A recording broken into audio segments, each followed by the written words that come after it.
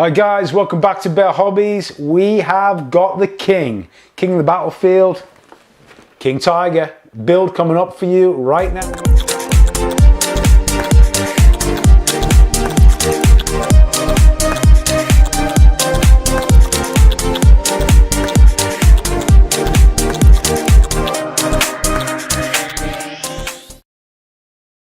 Hi friends, Mark here at Bear Hobbies. So, legendary King Tiger, Konig's Tiger. Why we selected it? Only because it is legendary. Regardless of your preference to allied or axis types, everybody knows the King Tiger. And believe it or not, I've never built one. So I've selected this kit. I did have a dragon kit before and I actually passed up on that. And I've chose this one because I know it's going to be a little bit simpler. This is the tack-on kit, which has been simplified. There's no interior to it. So it's going to go together quite straightforward. And they've added some extra parts which were unique to this special edition. Basically brings it up to a 1945, 1946 paper panzer type idea with the infrared type equipment. And also there's quite a few different sort of markings. We're going to come back to that later on. So let's have a look inside the box. I'm going to show you the main attributes, the parts, and then we'll go through the build. So look at that box art, kind of stunning. Obviously they're depicting the 1945 What If version. All the sprues are individually bagged in this kit, and there isn't too many of them.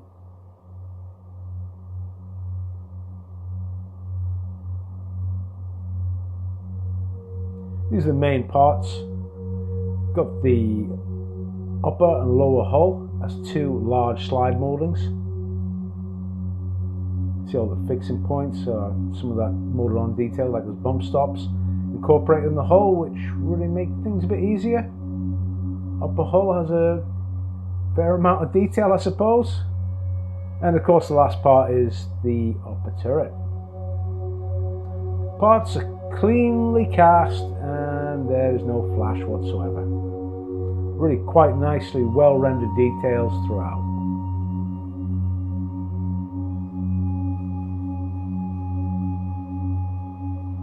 And you get some optics as well that are in transparencies. You see the two versions there. We're going for that one, the What If.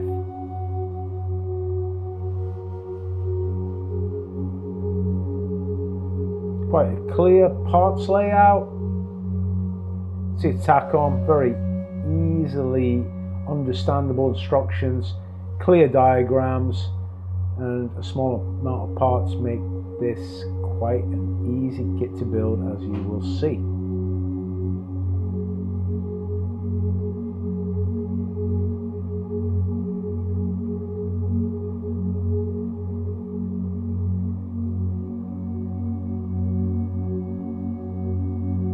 There's not too many steps, got about 28 and we're on the turret already.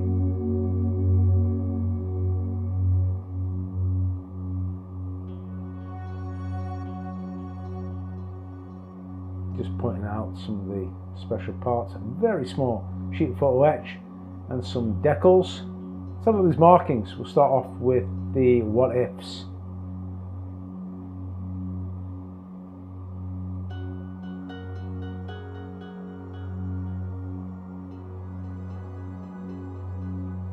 And that's 5 that you can choose from. This is the last version, so the very late King Tiger. So ambush scheme, straight out the factory in the primer red, kind of cool. These are the only these are part of the call outs and the instructions that you need to be aware of.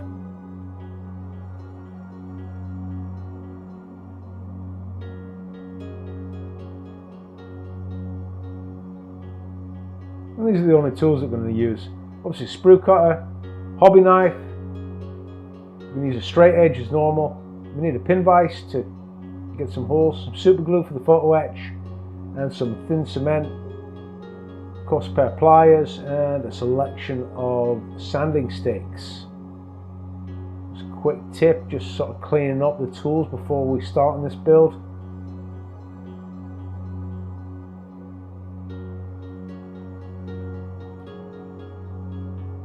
And the first sort of thing that I did notice, these are the cut marks where the armor plate interlocks, and I just wanted to better define that detail.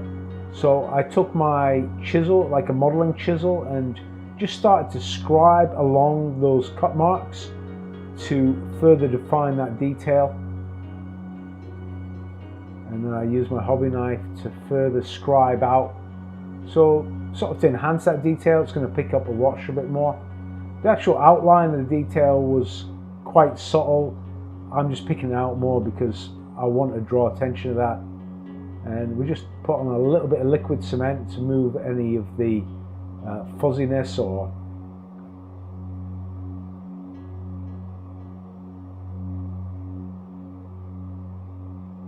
just showing you how this part sort of interlocks. Kind of nifty sort of design the way they did this around this drive sprocket.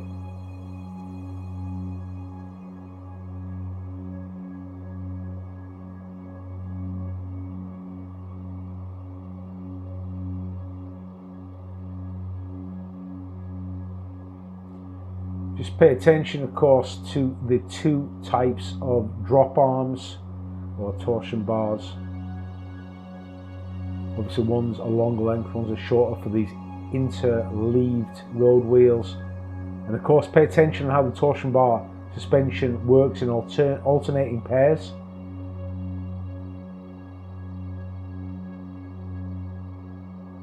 This is all clearly marked out in the instructions, so excuse me guys if I'm sort of telling you how to suck eggs or anything here, but just if you haven't built one of these kits before, you can sometimes sort of wade into it too quickly.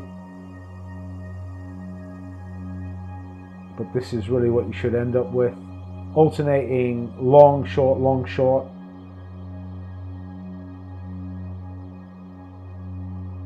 And this is the idler. The idler is keyed, only goes in one way, just make sure it's pointing the right direction. And just a little dab of liquid glue to lock these torsion bars or drop arms into position.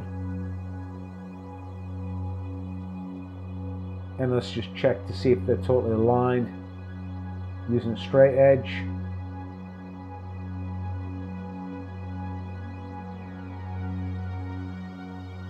And here's the tracks.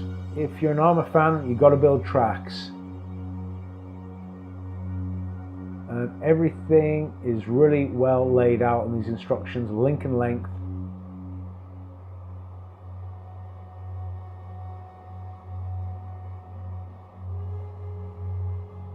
So I'm going to show you how to do this,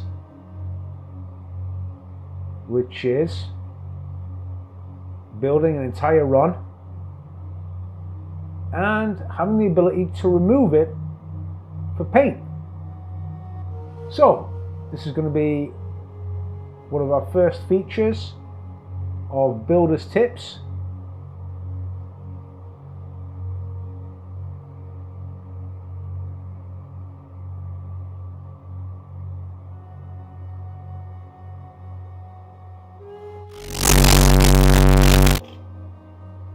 I'm going to call it Tracks 101. Probably only show this one time because we're going to get sort of in detail about this, but really I haven't seen this illustrated too many times, but I thought I'd just show you every single step of the way of how to accomplish this, because obviously we're moving away from the instructions, but this method is going to help us with the paint later. Okay, so we need to assemble these road wheels. Obviously get rid of the connection points on the sprues, and what you should end up with is 5 sets of one road wheel and 4 sets of a different type. Got the drive sprocket to assemble.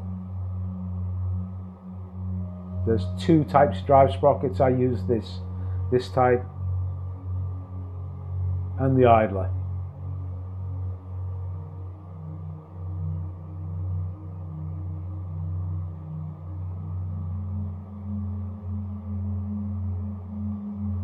Just pay attention to how these differ.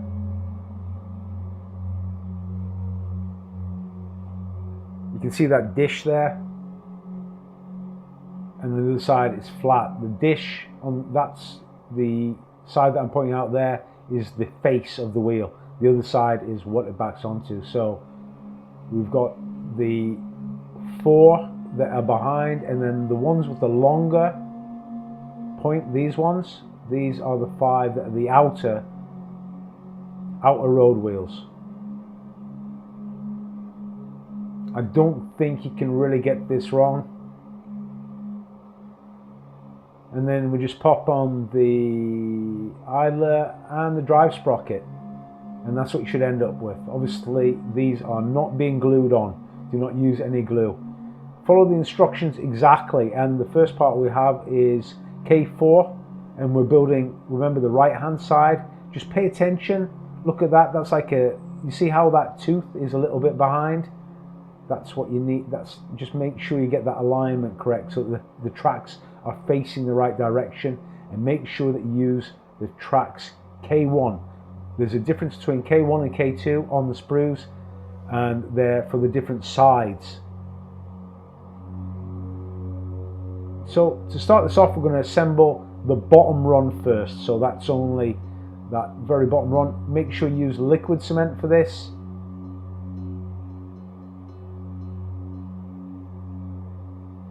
And let's just get all those tracks together. I work in pairs just to give that glue a chance to bite.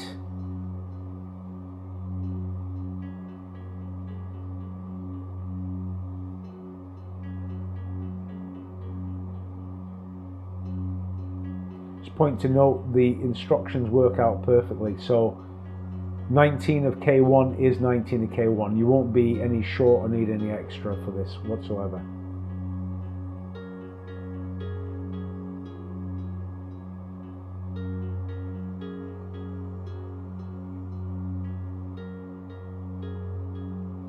Okay, that's the final connection on that bottom run. Here's an important point. Leave this to set. Leave it set about 10-15 minutes. It will still have enough flexibility for it to conform, but you don't want it sort of dropping apart. So that's the reason doing that. So I place the tank onto the run.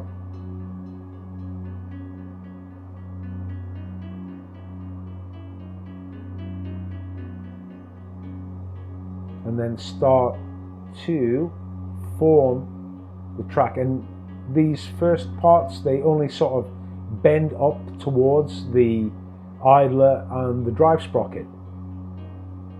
So all we need to do is form that position. You see it's sort of rigid, there's no sag on the bottom run. That's kind of an important point there, guys, so try and remember that when you're recreating these tracks. And this is the only sort of glue. We're going to glue the road wheels to the track. That's the only cementing that we're doing. That it's kind of important that you only cement those contact points.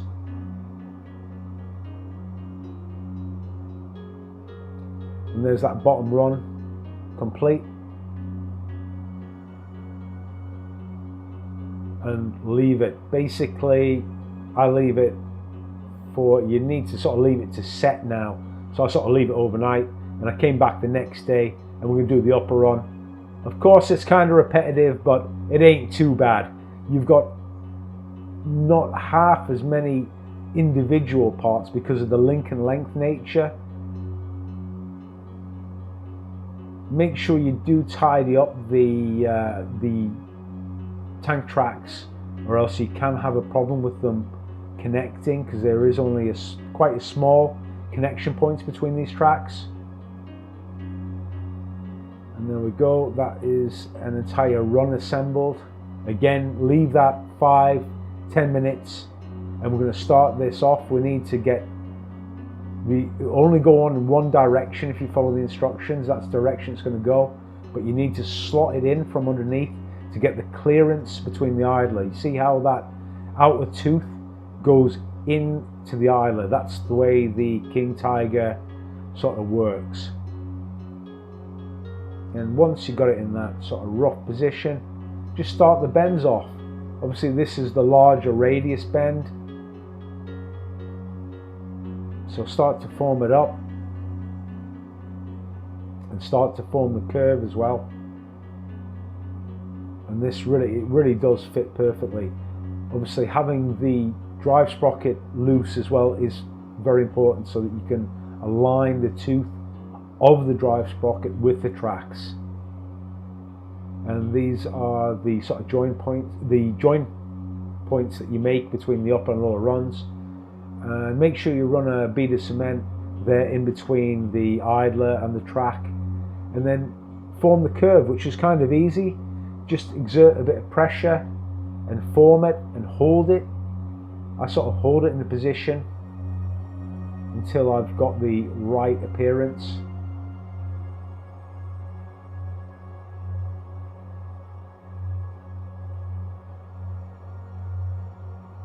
And see, that needs to be pressed down. The rear half, that's the distinctive sag that you need. That's the sort of curve that King Tiger makes as it comes off that drive sprocket. It doesn't touch the sort of first pair of road wheels. And then of course we need to cement in this top run and join it to the top of the road wheels. Make sure you come back to it and adjust it. You'll find that it'll actually sort of shrink. The cement shrinks over time. Once it's all set, you can remove the whole run. And what we need to do, we need to cement these into position as well. We need to cement the rear road wheels and cement them firmly to the track, because obviously our glue couldn't reach that when we had it in situ on the drop arms on the torsion bars. Just a few drops of cement. You can see how loose they are. They're totally floating. So we need to glue it in position, and then very importantly, place it back onto the drop arms so that you make sure 100% that everything's in position. So I hope that helped, guys. Let's go on to the rest of the build now. Just a quick tip here, didn't use any filler, just use a bit of spare, this was sort of sprue that I used to fill in these points here.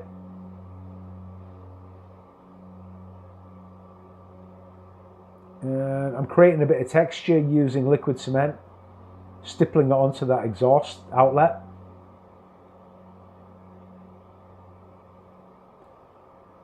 And these are the differences between the two versions. These are the different engine covers that you get. The one on the left being the what if, and the one on the right being the late 45. And then of course you've got the two center sections that differ as well. Just note there's a difference here. I'll just come on to it. From the instructions, I found a better sequence. The barrel's a two-part barrel. If you want to use the 105mm, the barrel is split right down the middle, so you need to alleviate that seam. I'm just showing you some different sanding sticks here. I'm using Squadron's Fine to start off with. I didn't use any filler whatsoever on this. I just let the glue sort of ooze out like an aircraft modeler does his seams. And this is the finishing stick. It's got two sides. It's like a buffer to buff up this plastic. Start with that light colored side and give it a polish. And then you finish off with that grey side, which really buffs it up. And you get a nice, shiny, perfect, no seam whatsoever.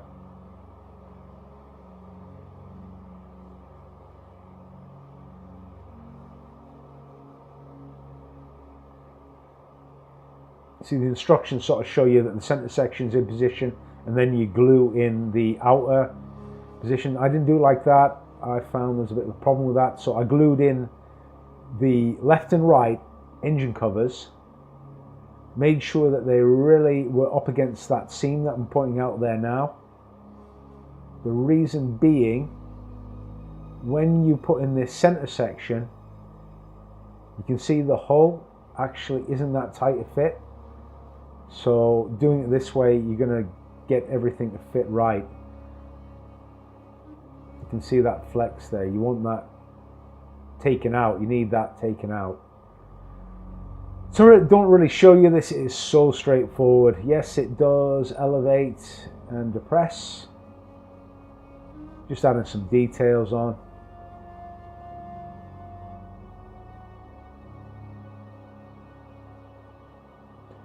Just sort of pointing out really that drop the details in place last. Do your large assemblies and then come back and add the details is the way I try to approach all my builds really. And make sure that those lugs are uniform, pointing in the right direction. Here's the rear hull plate going into position. So I put this on prior to the upper hull. The instructions show you otherwise. I just find it better to do this because you've got very well-defined mounting points, and you want that gap really good. So here's another advantage, of course, of having these removable track sections. You can take them off, and we can glue the upper and lower hull section. Make sure you put a good amount of cement down here where the front glasses plates meet. They sort of interlock, they sort of click into position here. Use a bit of pressure, make sure that's sort of welded down there. And there you can see straight away that's the seam that we need to cement into place. And because the track's out the way, it's easy to do this. So run your cement all the way down the edge. You can see the large gap. Now, by working in small sections at a time, you will eliminate that gap by just allowing yourself to use pressure to join the two sides. Hold it in place, you know, let it set 10-15 minutes. You can use clamps, rubber bands. I don't. I just use my hands to hold it in position, and then I move down the next section, hold it firmly, and then you're going to get a really good, like, clean join. I'm just pointing out here the exhaust mantlets. Armoured exhaust cover's got a nice texture. This mantlet did not have any texture. So let's apply some liquid cement onto it. Add on a few coats and it'll start to become a bit soft and sticky. And then I'm using a stippling motion to impart a texture onto that mantlet, onto the mantlet for that 105mm gun. Other ways to do this, but this is just one method. There you can see the sort of result there. And let's create some battle damage. Battle damage, really my number one tip here is keep it subtle, keep it in scale. There are all sorts of guys who go punching big holes in these things. Remember your 75mm, 90mm in that scale, it's going to be kind of small. We are not showing a tank that's KO'd. We're going to show a tank that's taken a few hits, few frontal hits from rounds that have not penetrated the armor. So I use a rotary tool and my craft knife, and once again I use liquid cement to soften the plastic, and this chisel again to sort of, I delve out a small crater. That's really the best way to describe it. And then I use the rotary tool once again. This is to sort of show a bit of splash from the round as it's disintegrated, and it creates that sort of spalling effect. So we're recreating that, obviously recreating three-dimensionally. And this is the only bit of filler that I had to do, was just on this turret here. Smidge of white putty just going on there. Everywhere else not required, so like a 10 out of 10 really for fit there. Just showing you here, cleaning up grab handles. Why don't you do it after the set in part? It can be easier to do. Sometimes you can connect them on actually using the sprue to hold them on. And now we've got all those foliage loops to mount on. The way I do it is to sort of make the plastic sticky by applying the liquid cement. Then I bring the loops and they sort of stick on, for lack of a better word, straight onto the hull. And then if you need to move them around, check their alignment, it's a lot easier sort of once they're stuck in position. Here's the shine wurfer, the Searchlight that we're going to use on the What If version. Okay, here's a point here that there's no mounting rail shown in the instructions. Look at the box. It's got that rail along the top which would allow that to move. You have got that part in the box. It's actually an MG mounting rail, so I mounted it on. The Pioneer tools require a very small modification. You snip off the outside of the hasp. Then what I do is I cement them onto the hull. I rarely paint tools off of the hull, but you're going to see I'm using a mixture on this case. Here's the big difference between these two different armaments. The 88 on there, and look at that big 105. The spare tracks, actually, they do fit in mechanically. There's no need to glue them on. We're going to leave them loose. So they've got a really nice positive fit. I just sort of scruffed up the texture of the outside of that turret. It was really smooth, so I just wanted to give it a bit of wear. And then I sort of thought, like, if a round's deflected, perhaps it's deflected onto that front armor plate on the turret, on the mantlet plate. So I decided to recreate like a round as it's deflected and taking a small chunk out of here. So I'm using the rotary tool again just to start off that effect.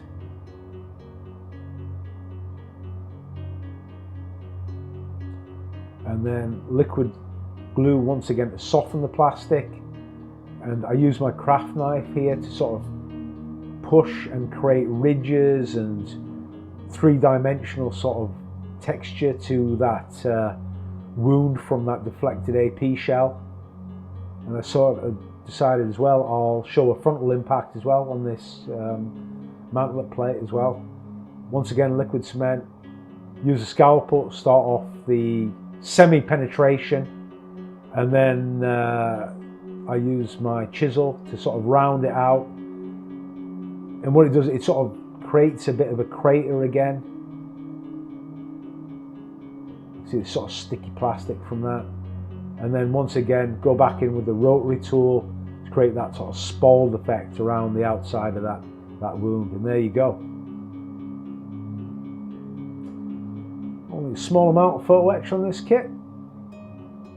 Just make sure you get these the right way around. One side has texture, the other side does not. And they simply get placed onto the ventilators. These are the ventilators for the engine.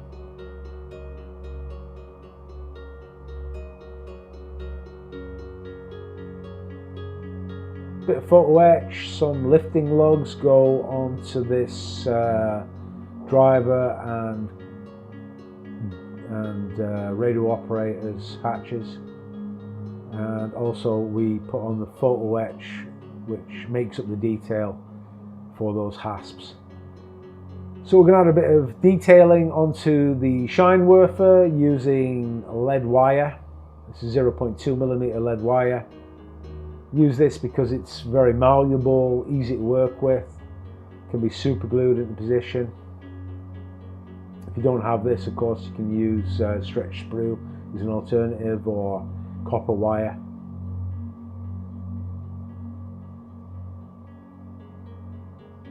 So a bit of a blob of super glue onto basically points where I thought power would be supplied to the scope and to the actual infrared searchlight. Let them set and then maneuver the wire into position. A little bit tricky to film, I must admit, but it's kind of nice to add these little details. They show, you know, they add your own touch to the model and they add a bit of realism. I certainly like to do it, and it's, you know, only a few minutes work. People notice this stuff as well, that they really do notice it, and when it comes to the painting and weathering, these are points that you're going to probably come back to as well.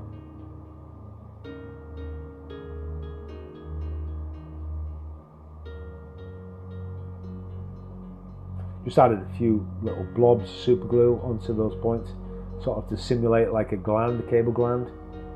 And I'm just showing you that I had to clean out, there's little ejection pin marks all over these tracks. These are the spare tracks that are going to be hung off, so that needs to be cleaned up. I use the battery powered rotary tool to clean that up.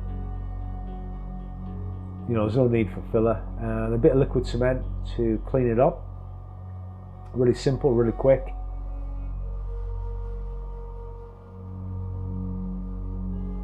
And also we're going to go in here with a bit of sprue. This is thin sprue, white plastic card. Apply a bit of liquid cement. These are the sighting devices for the What If King Tiger. So I wanted to pick a bit of a weld bead around there, because they're not obviously cast as part of the turret, so they would have been welded on position. So let's depict a bit of weld beading. There's a couple of ways, of course, to do this. This is just one method, so I'm sure I'm going to show you some others in the future, but here's one way to do it. It's kind of fiddly. You need to soften down the plastic, and once it's soft, you can use a craft knife and you can sculpt in the fillets for the welding. It gets nice and sort of sticky after a while, but be careful. Once you apply too much liquid glue, it sort of disintegrates a bit. There's the end result. Not too bad. Really easy to add.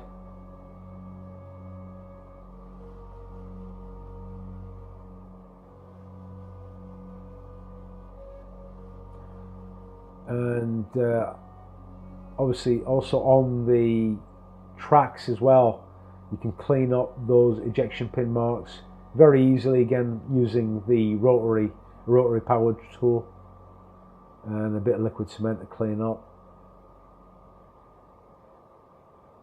You can do that all when it's in position. There's no need to do it beforehand. And let's have a look at the end. This is the end of the build basically, so just a quick overview of what we've achieved on this first part of the video, which is the build.